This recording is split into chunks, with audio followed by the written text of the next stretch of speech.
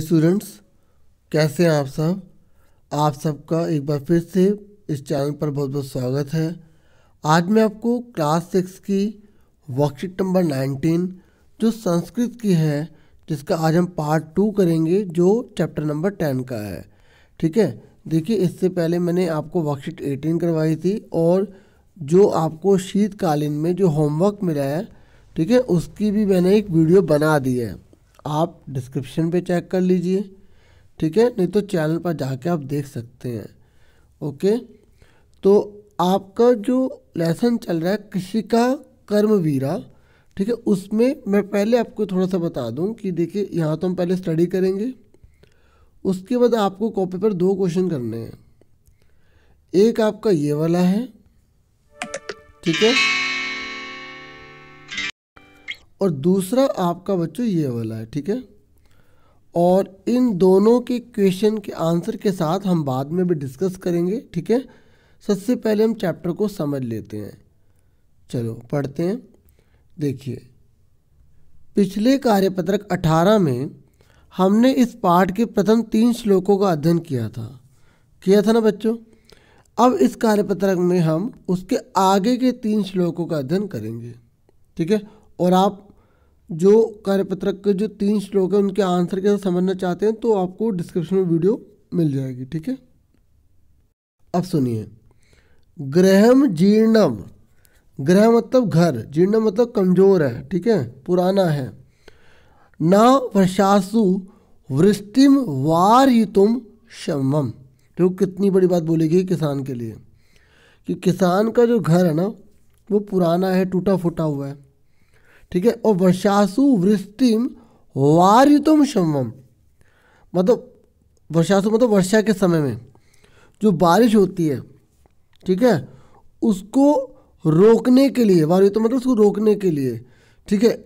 शमम मतलब समर्थ होना, और यहाँ लिखा है ना समर्थ नहीं है, मतलब जब बारिश होती है ना किसान के घर में, तो पानी जो बारिश का आता है उसको रोक नहीं पाता, पूरा घर पानी से भर जाता है। सुन रहे हैं ना बच्चों, आप समझ में आ रहा है ना आपको।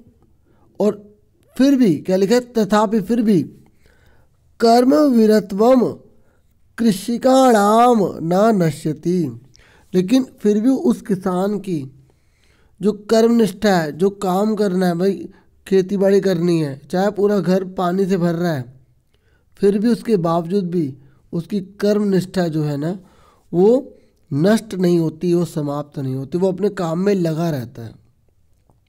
समझ में आ गया बच्चों आपको। पहला आप यहाँ पे हिंदी में भी आराम से पढ़ सकते हैं या वर्ड मीनिंग भी देख सकते हैं, ठीक है। और गृह मतलब हो गया घर, जीर्ण गृह मतलब हो गया कमजोर घर, ठीक है। और वृष्टि मतलब हो गया बारिश। अगला देखिए, तयो श्रमेण, तयो मतलब यहाँ पे पता है, तयो 2 जनों के लिए यूज किया गया, किसान और किसान की पत्नी, ठीक है। तयो श्रमेण क्षेत्राणि सस्य पुणानि सर्वदा। वो कह रहा है कि इनकी इतना ज़्यादा ये परिश्रम करते हैं ना, श्रमेण इतनी ज़्यादा मेहनत करते हैं, तो इनके जो खेत है ना वो सस्य पुणानि मतलब फसलों से पूरे हमेशा भरे रहते हैं। सर्वदा मतलब हमेशा भरे रहते हैं, इतनी मेहनत करते हैं, तो जो बेकार सी भी भूमि होती है ना उसको कितना हरा भरा कर देते हैं। सुन रहे, धरित्री मतलब धरती, सरसा जाता यशुष्का कंटकावृता। सुन रहे, मतलब उस धरती को भी, जो धरती को भी क्या कर देते हैं, सरसा स रसा मतलब रस से भर देते हैं, उसको हरा भरा कर देते हैं। मतलब जो धरती सूखी हुई होती है ना, ठीक है, जो कांटों से भरी हुई है ना, ठीक है, कंटक आवृता मतलब जो कांटों से भरी हुई है, ठीक है, उसको भी क्या कर देते हैं, हरा भरा कर देते हैं बच्चों। कौन कर देते हैं, हमारे किसान। समझ में आ रहा है ना बच्चों। आगे देखिए, उसके बाद हमारा ये लास्ट है, ठीक है, इसको पढ़ेंगे अब। शाकम मन्नम फलम दुग्धम दत्वा सरेभ एव तो, मतलब ये दोनों हम सभी को शाक मतलब देते हैं, सब्जियां देते हैं, अन्न देते हैं, फल देते हैं, दूध देते हैं, हम सभी को देते हैं ना ये। शुद्धा त्रिशाकुलो नित्यम विचित्रो जनपालको। और कह रहे कितनी विचित्र बात है, कितना अनोखापन है खुद भूखे रहते हैं लेकिन दूसरों की भूख को मिटा देते हैं। ठीक है ना, ये विडंबना है। सबको पालते हैं ये, ठीक है, हर व्यक्ति को पालते हैं और खुद तृष्णा कूल में रहते हैं, क्षुधा में रहते हैं, भूख प्यास में रहते हैं। समझ में आ गई। अब इस कहानी की समरी बता रहे हैं यहाँ पर, वो पढ़ लेते हैं। इस पाठ में बताया गया कि किसान जो कृषक है, लोग ही सच्चे कर्मवीर हैं, मतलब कर्मशील है, मेहनती हैं। सर्दी हो या गर्मी, कृषक कठोर परिश्रम करते हैं। गर्मी की ऋतु में शरीर पसीने से लथपथ हो जाता है और सर्दी में शरीर ठिठुरता है, परंतु कृषक लोग कभी हल से तो कभी कुदाल से खेत को जोतते हैं। ठीक है, कृषक लोगों का जीवन कष्टमय होता है। वे स्वयं कष्ट उठाकर मानव मात्र की सेवा करते हैं। उनके पास न घर है, न वस्त्र, न भोजन है, फिर भी वे मनुष्यों को सुख देने के लिए तत्पर रहते हैं। अतः कृषक के सच्चे अर्थों में कर्मवीर है। तो बच्चों, ये मैंने आपको पढ़ा दिया है। अब इसके हम अभ्यास के क्वेश्चन करेंगे। ठीक है, तो अब आपको मैं एक बात और बता दूं कि देखिए, यहाँ से हम कर रहे हैं आंसर। ठीक है, तो ये अभ्यास आप लिखेंगे कॉपी पर, एक प्रश्न उत्तर। ये क्वेश्चन आपको यहाँ दिखा रहा हूँ और इसका आंसर मैं आपको बता रहा हूँ। ठीक है, तो इन सभी के आंसर एक साथ आपको दिखा दूंगा, लेकिन आप कॉपी पर कैसे करेंगे, मेरी बात सुन लो ध्यान से। पहले क्वेश्चन उतारोगे, फिर इसका आंसर लिखोगे। ठीक है, फिर क्वेश्चन, फिर इसका आंसर, फिर क्वेश्चन, फिर उसका आंसर। हाँ, आप ऐसा भी कर सकते हैं, सारे उतार लिए फिर आंसर सारे उतार दिए एक साथ।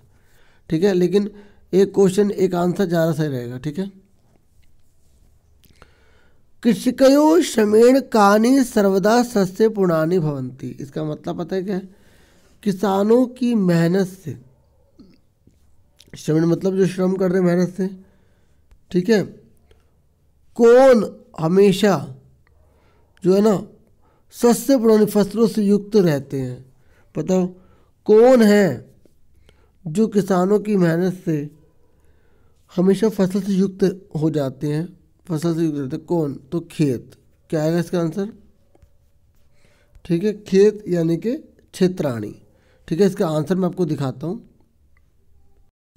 देखिए बच्चों, जो अभी आपको क्वेश्चन दिखाए थे ना, ये सब उनके आंसर हैं। ठीक है, तो पहले वाले का जब आप उतारेंगे तो ये लिखेंगे क्षेत्राणी। ठीक है, अब दूसरा समझ लीजिए। तो पहले वाले का समझ में आ गया, क्षेत्राणी। ठीक है, पहले वाले का आंसर क्षेत्राणी, क्षेत्राणी। उसके दूसरा है धरित्री कीदृशी जाता। जो हमारी धरती है ना, वो कैसी हो जाती है? आप लिखेंगे सरसा, हमारा रस से भर जाती है। ठीक है, समझ में आ गया? तो दूसरे का आंसर सरसा आ जाएगा। उसके बाद समझ में आ रहा ना बच्चों? ये मैंने केवल आंसर लिखे हैं। ठीक है, क्वेश्चन को आपको दिखा रहा हूँ, आंसर यहाँ से आप करेंगे। ओके,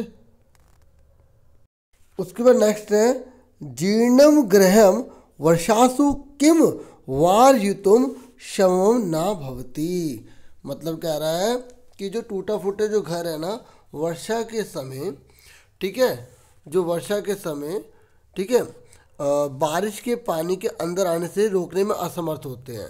तो यहाँ पर वर्षा के समय किसको रोकने में असमर्थ होते हैं? तो बारिश के पानी को। ठीक है, तो इसका आंसर क्या आ जाएगा? वृष्टि। ठीक है, वृष्टिम। ठीक है, बिंदी लगा देना। ओके, चलो उसके बाद ये थर्ड भी हो गया ना, समझ में आ गया ना? अब आगे देखो, तो मैं दोबारा बता रहा हूँ, क्वेश्चन वहाँ पे, आंसर यहाँ पर।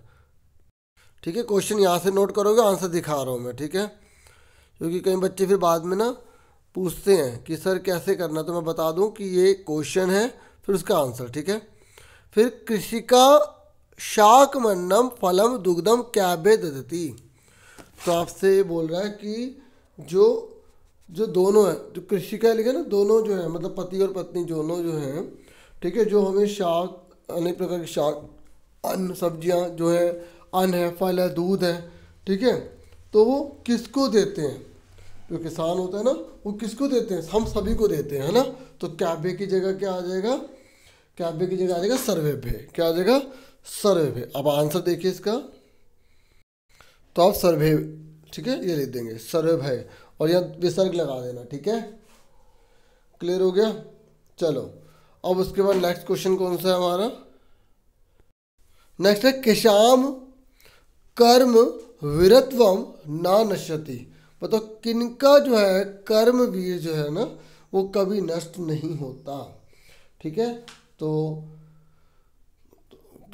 इसका आंसर क्या आएगा? कृषि का नाम, किसानों का। ठीक है, समझ में आ गई? इसका आंसर देख लो आप। ठीक है, ये देखो, और ये सारे के सारे जो वर्ड देख रहे हो ना आप, ये सारे आपकी वर्कशीट में लिखे हुए हैं। ठीक है, ये सारे आंसर मैंने दिखा दिए, ये सारे नीले कलर में आप देखोगे आपको मिल जाएंगे। ओके, अब हम करेंगे, देखो आपको एक क्वेश्चन तो ये करना है, मैंने इसके आंसर दिखा दिए। अब उसके बाद आपको ये वाला क्वेश्चन करना है। ठीक है, इसका आंसर देखो आप।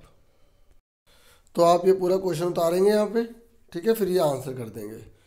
ठीक है, और यहाँ बोला पर्यायवाची शब्द बोले। अद्भुतों का क्या होगा? विचित्रो, समर्था का शमम, पुरातनम का जीर्णम, धरा का धरित्री, उद्मेन का श्रमेण, गृहम का गृहम,